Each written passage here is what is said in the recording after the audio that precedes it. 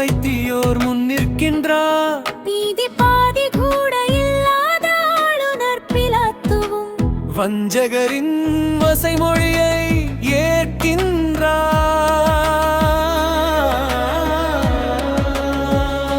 ஏரோவியாலின் எச்சரிக்கை எடுபடவில்லை.